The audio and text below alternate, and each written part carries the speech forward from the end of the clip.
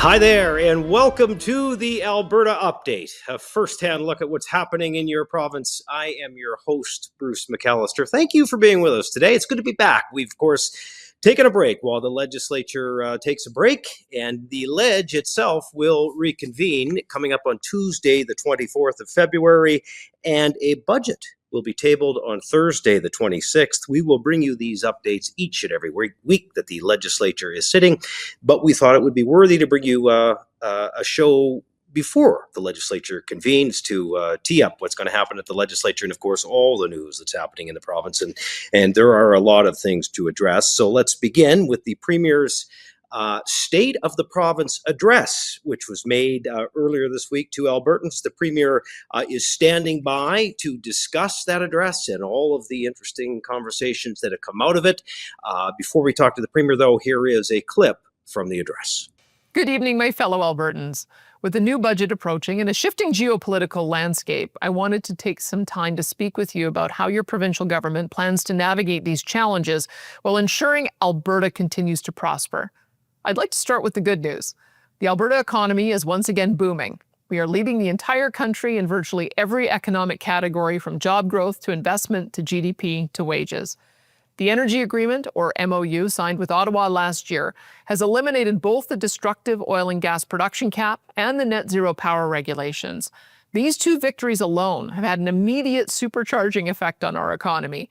In just the last few weeks, we have had tens of billions in new projects announced, including several new AI data centers, the expansion of TMX and other pipelines headed west and south, and a final investment decision by Dow Chemicals on their multi-billion-dollar plastics facility.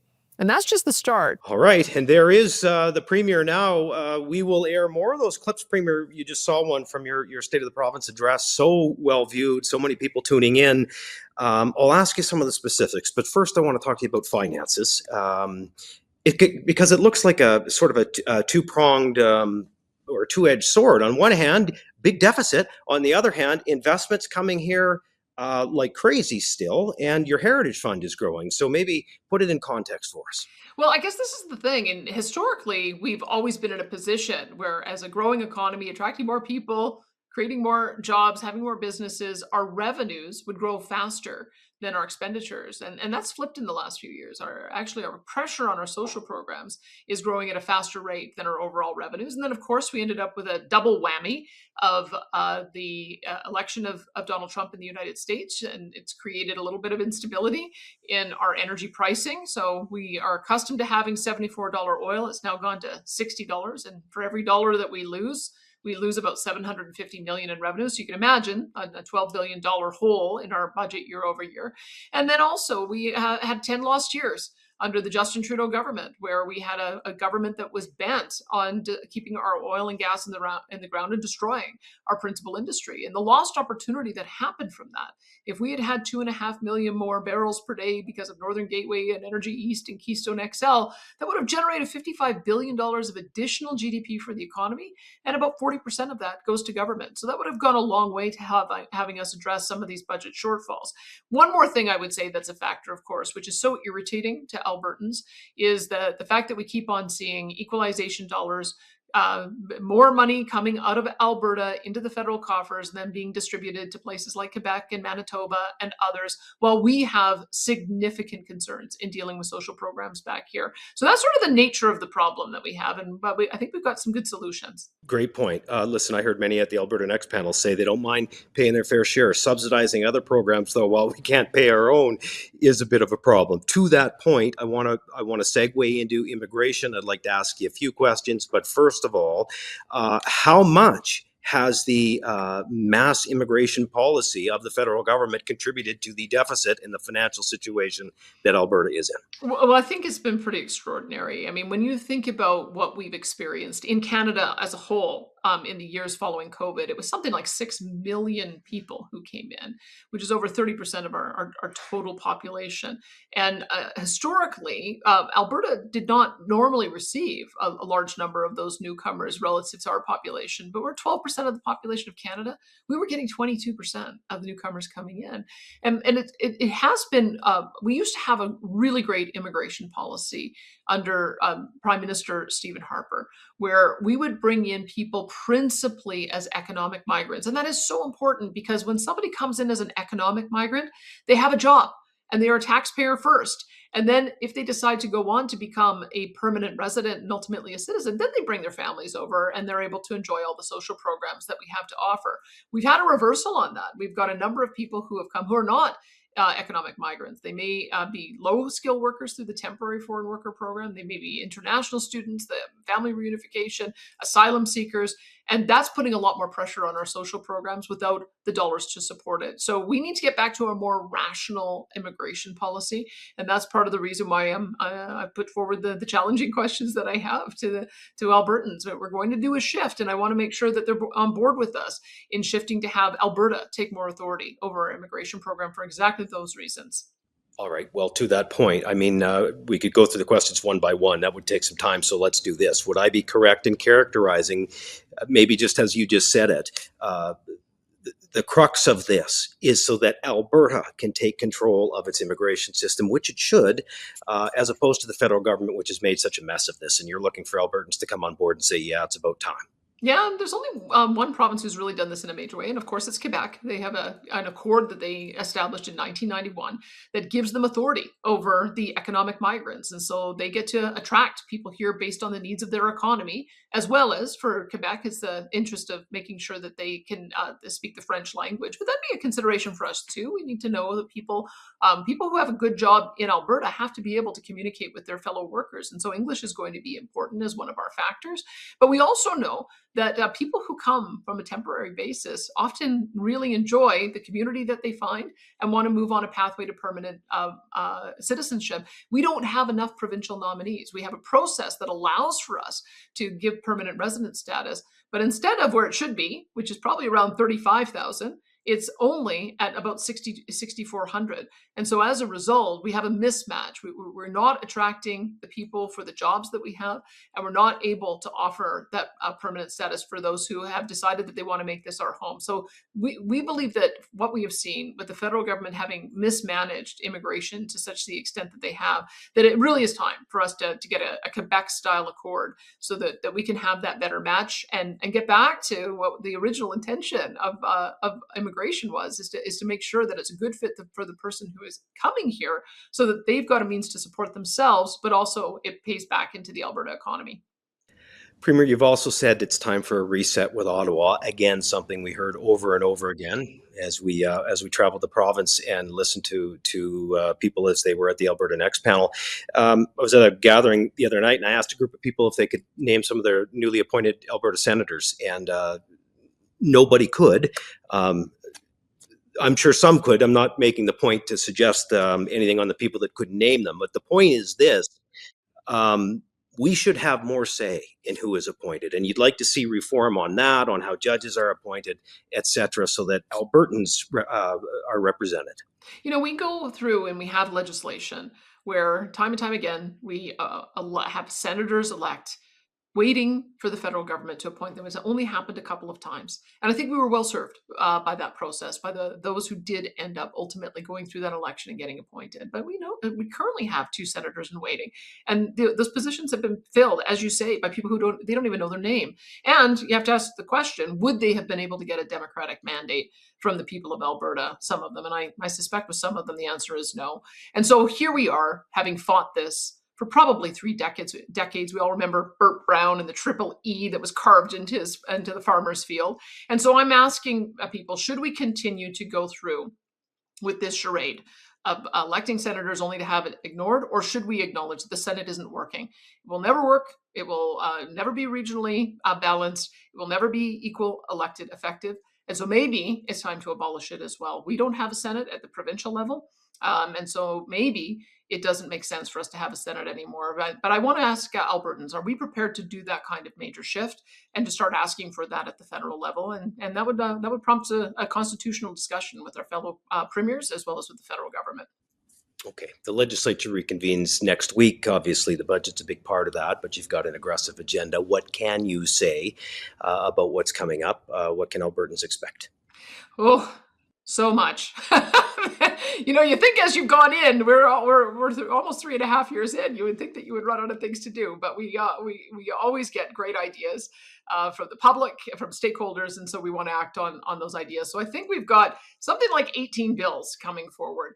And I'm going to leave it to Joseph Schow to give you an idea of what that looks like. I know that there is you have to make sure that you're doing it in the right order and the opposition is aware of what's coming. I don't want to spill the beans on any of that, but we do have don't be surprised when you see more changes to the Municipal Government Act, because we tend to have to do that every year because there's always things that come up.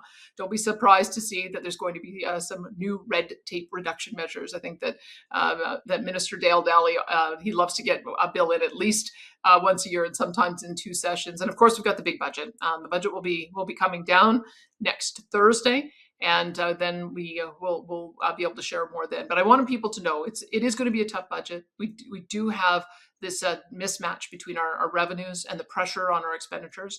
And we think that the measures that we're doing, the long-term measure of having the investment in the Heritage Savings Trust Fund, let's stick with that, because that will ultimately grow to $250 billion, and it will allow for us to have a new revenue stream to be able to support the ups and downs in the economy. Let's get pipelines built, because as we get new pipelines built, and as we have more investment in aerospace and defense and agri-food and forestry value added, in venture capital and tech, all of that will generate new revenues for us. And that takes a little bit of time to do. But then let's also have the honest conversation about making sure that our population is growing at a rate that Alberta taxpayers can support. And so that's what you're going to see as well reflected in the budget. And so I'll leave it to Joseph Schow to tell you a little bit more. Premier, thank you for this. We'll talk to you again next week. You bet. Thanks, Bruce. Well, the Premier mentioned the House Leader. It's almost like she knew Minister Schow was up next. There he is, the Minister of Jobs, Economy, Trade, and Immigration, Joseph Schow. Good day, Minister. Bruce, good to be with you. Hey, we're back into session next week. It'll be a busy one, as always. What would the theme be for the Alberta government heading in? Well, first, you're going to see the budget. That's going to be on the 26th, on the Thursday.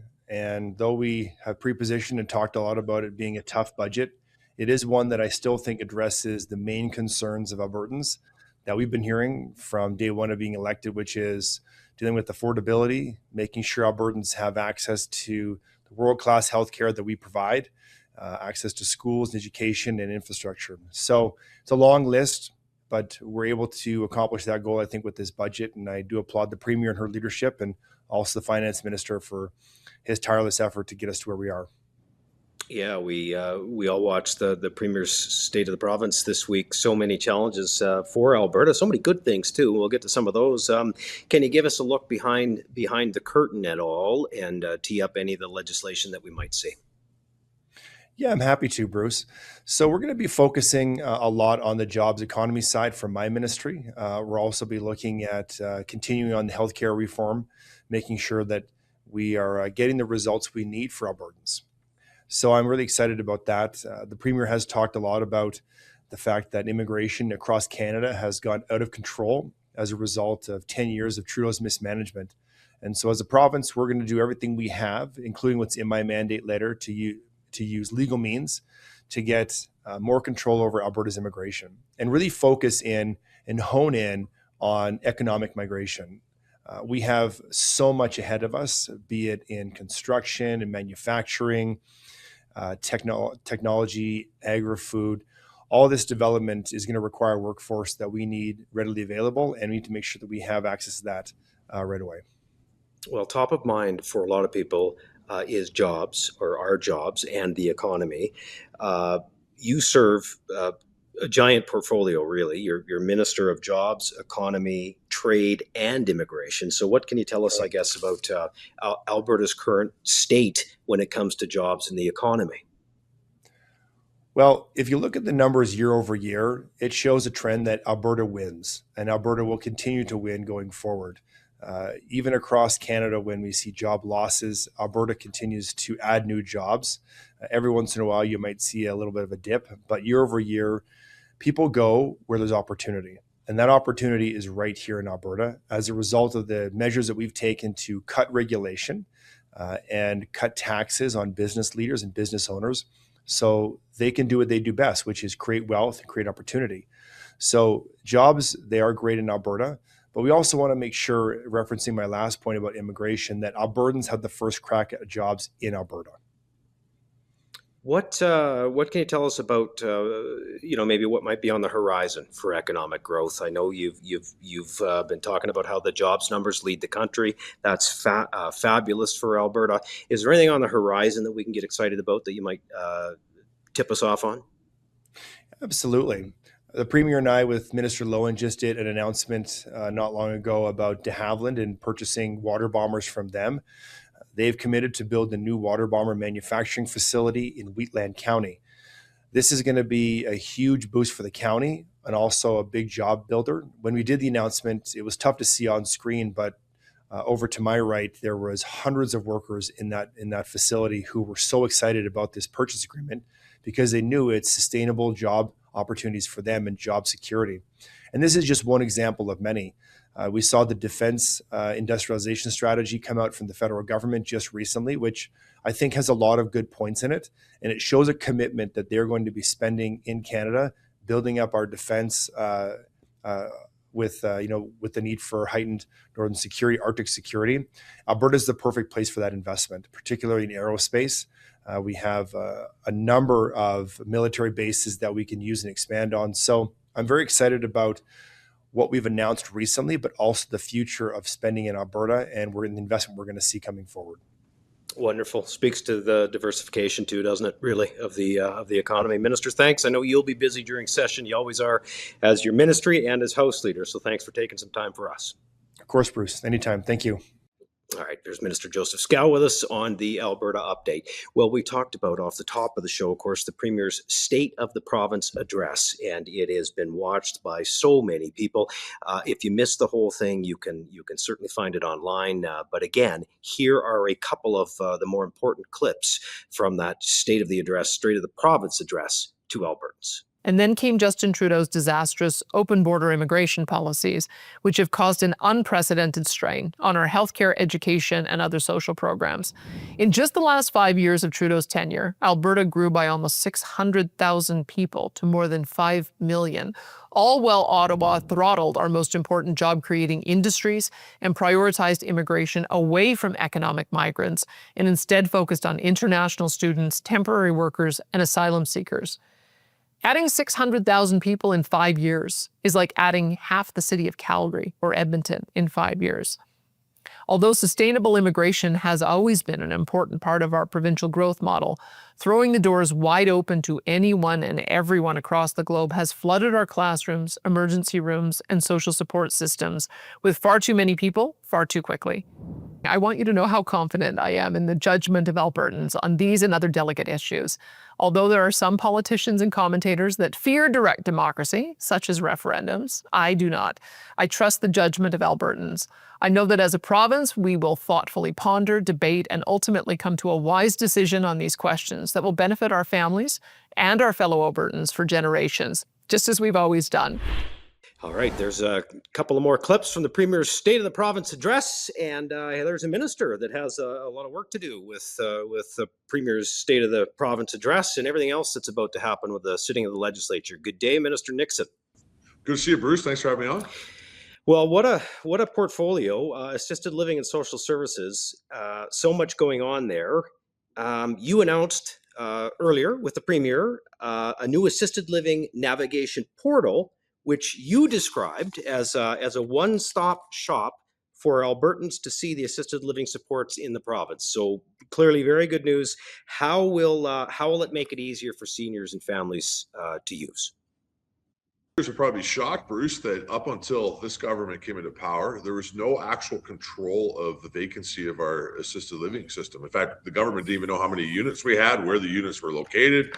It was being very mismanaged by Alberta Health Services, like so many other things. Where when the Premier made a decision to send the assisted living sector over to our ministry, we actually put our housing division in charge of this, and they went out, they did the work to locate all 30,000 units, put in a real-time process so we can manage vacancies and help people get to the appropriate places. And so this is now the next step of that. It's taken it in a public process so that if you are looking for what your next step will be in life, maybe you've been diagnosed with something, maybe you decide you have to downsize your home after talks with your doctor, or maybe you're caring for a family member, a parent or a grandparent that now knows they have to access the system. And so this is a very easy system that you can go into and either enter the conditions that may be taking place or where you need to go or look at what's available inside your community and then be able to take the next steps to be able to get to the appropriate place that you need. Okay, scratch the surface there. Go ahead and walk us through how the portal works when people use it for the first time. I mean, is it user-friendly? Very user-friendly. I mean, the instructions from the Premier to me were to Uberize it, and I think probably Airbnb is a better example. I think the Premier would say now too. And so when you go onto the system, it's very easy to use. I mean, you can either be able to fill out a simple questionnaire about what you may have had a conversation with your doctor or maybe going on in your life, or you can just go into map view and see what is exactly within whatever vicinity of your home to be able to make some decisions. It's going to continue to evolve, but it'll be very easy. In the future, you're going to actually be able to take your full application process with the government, enter it right into that computer system. It'll pop up with the 2 or 3 best choices for you and your family member, and off you go. So it's a significant step forward. And this society now, I think we all come to expect that we should have an easy way online to be able to know what services are available to us. Absolutely. Listen, I don't have to tell you, I don't have the numbers in front of me, but the growing seniors population in Alberta is going to present a lot of challenges, and then you need to be prepared for that. I would gather this framework is a part of what you're trying to put together to deal with that. Yeah, and there's not any one thing that's going to solve that challenge, but our fast aging rate in our Western society is a challenge. Alberta is no different. And we continue to see a significant amount of people becoming seniors or moving here that are seniors that are going to need access to these services. We have a real challenge to be able to make sure that we get those services there. And as you know, Bruce, it's not just about one, we need to be able to make sure Albertans have the best opportunity to get the services they need.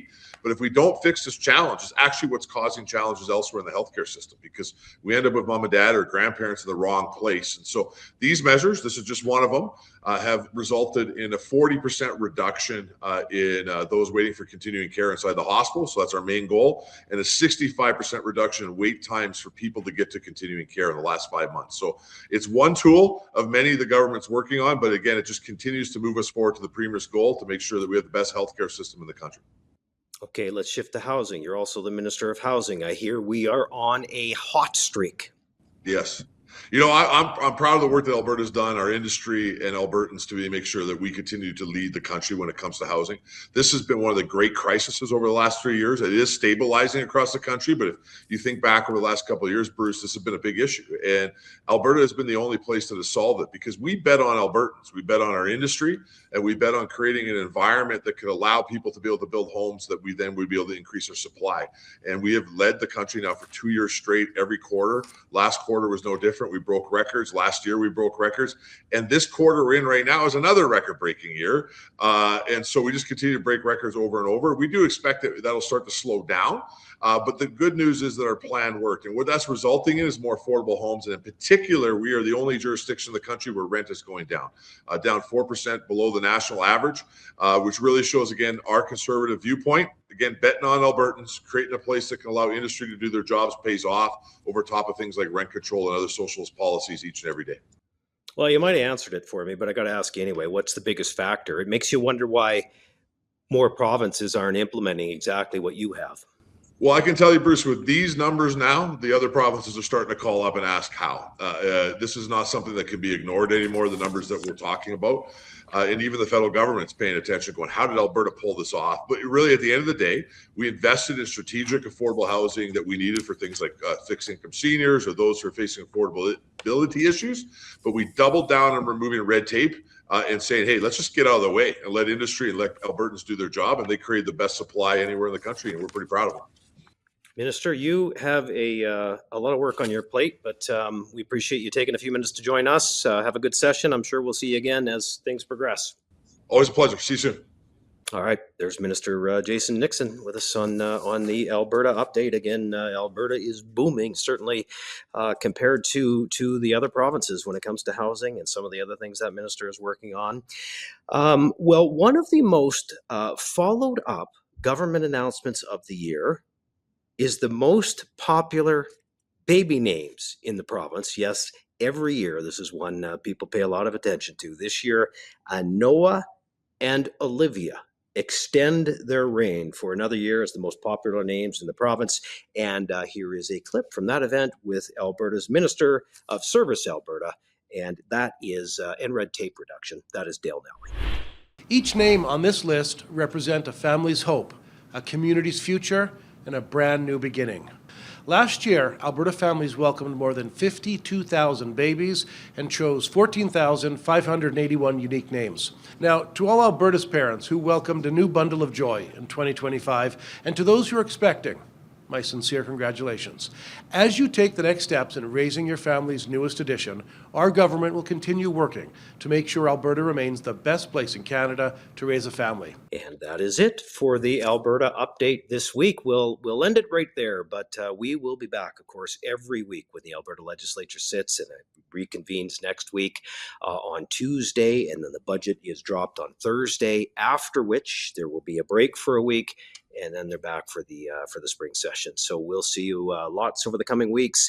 You can find us on the socials and on Rumble and on YouTube. As always, thank you for watching us. We appreciate it, and we'll see you again next time.